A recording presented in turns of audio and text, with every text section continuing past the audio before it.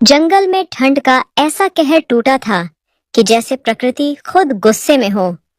हवा बर्फ की तरह चुभ रही थी। जानवर अपने अपने ठिकानों में दुबके हुए थे, लेकिन भूख और ठंड दोनों ने मिलकर सबको बाहर निकलने पर मजबूर कर दिया था। सबसे पहले गधा कांपता हुआ जंगल के रास्ते पर आया।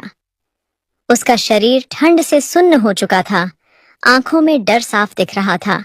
इस भयानक ठंड ने मेरी हड्डियों तक को जमा दिया है। सांस लेना भी मुश्किल हो रहा है। जंगल की हर राह सूनी लग रही है और भूख ने हालत और खराब कर दी है। अगर जल्दी कुछ इंतजाम नहीं हुआ तो बचना मुश्किल हो जाएगा। थोड़ी ही दूर पर भेड़िया दिखाई दिया। उसकी चाल में पहले जैसी फुर्ती नहीं थी। आज न शिकार मिल रहा है, न कोई सुरक्षित जगह दिखाई दे रही है। ठंड और भूख ने मिलकर जंगल के कानून ही बदल दिए हैं।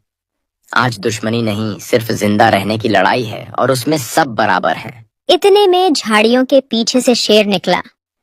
आम दिनों में उसकी दहाड़ से जंगल कांप जाता था, लेकिन आज उसकी चाल धीमी थी। आज पहली बार महसूस हो रहा है कि राजा होना भी इस ठंड के सामने बेकार है। ताकत, रौब और डर सब बेअसर हो चुके हैं। इस ठंड ने जंगल के राजा और आम जानवर में कोई फर्क नहीं छोड़ा है। उसी समय लोमड़ी भी वहां पहुंची। उसकी चालाक आंखों में आज डर और चिंता ज्यादा थी, चालाकी कम। आज इतनी ठंड है कि मेरी चालाकी भी काम नहीं आ रही। काश हमें कोई ऐसी जगह और खाना मिल जाए जिससे हमारी ठंड गुजर जाए।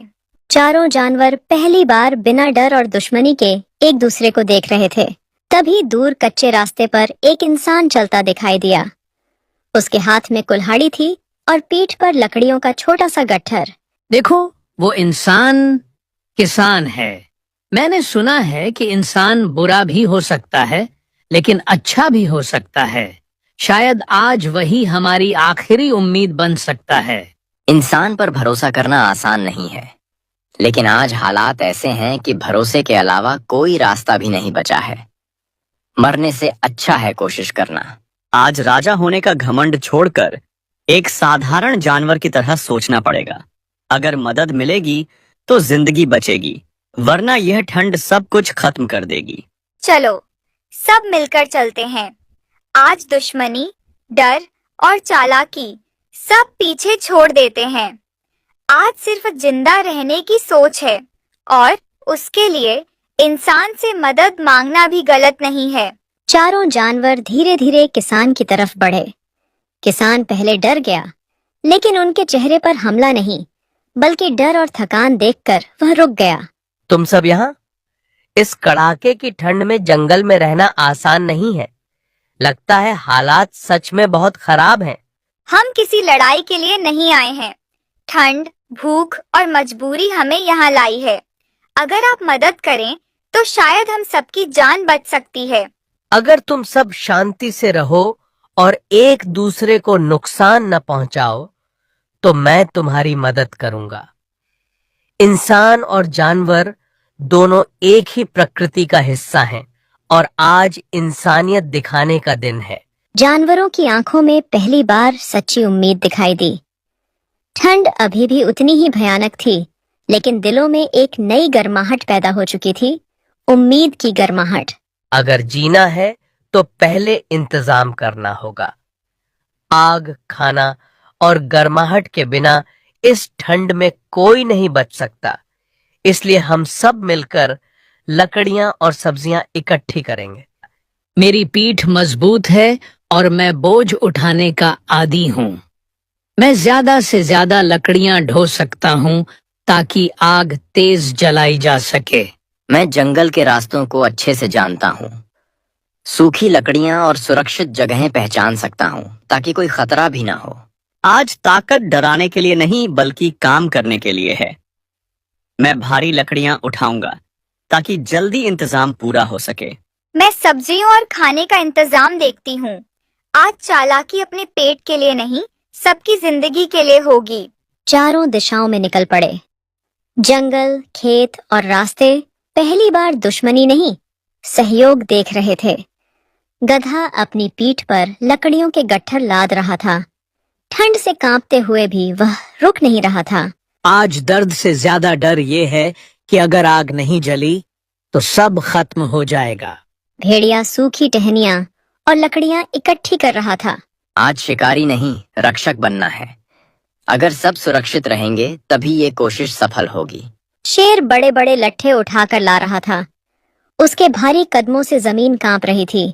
पहली बार लग रहा है कि ताकत का सही मतलब क्या होता है। दूसरों की मदद करना ही असली ताकत है। लोमड़ी खेत से आलू, गाजर, पत्तेदार सब्जियां और सूखी लकड़ियां चुन चुन कर ला रही थी। अगर खाना अच्छा होगा तो हिम्मत भी बढ़ेगी, पेट भरा होगा तो डर कम होगा। सब धीरे धीरे किसान के घर की ओर इकट्ठा होने लगे।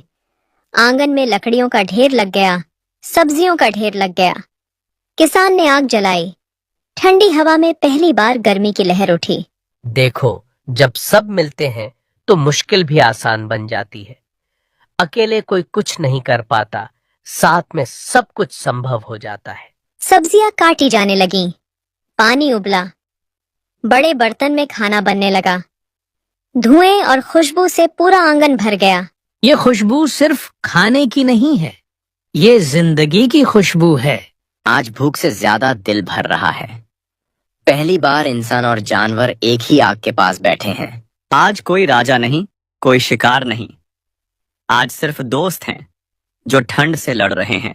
शायद यही असली जंगल का नियम है, मिलकर रहना, मिलकर जीना। जब खाना तैयार हुआ, सब एक साथ बैठ गए। सबने मिलकर खाना खाया। आग जलती रही। ठंड बाहर थी लेकिन अंदर गर्माहट थी। किसान ने मुस्कुराते हुए घर का दरवाजा खोला। अंदर मिट्टी का घर था लेकिन गर्माहट अंदर और भी ज्यादा थी। सब जानवर धीरे धीरे अंदर गए। बाहर जंगल में तूफानी ठंड थी लेकिन अंदर शांति थी।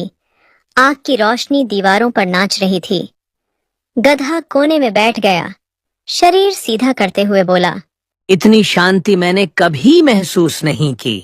जंगल में हमेशा डर, भागदौड़ और संघर्ष ही देखा है। आज पहली बार दुश्मनी का बोझ दिल से उतर गया है। अब किसी पर हमला करने की इच्छा नहीं, बस चैन से सोने की चाह है।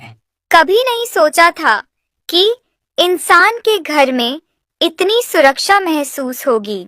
आज यह जगह मंदिर जैसी पवित्र लग रही है।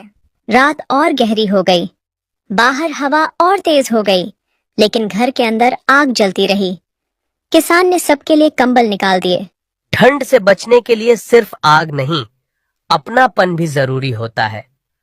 आज तुम सब मेहमान नहीं, परिवार हो।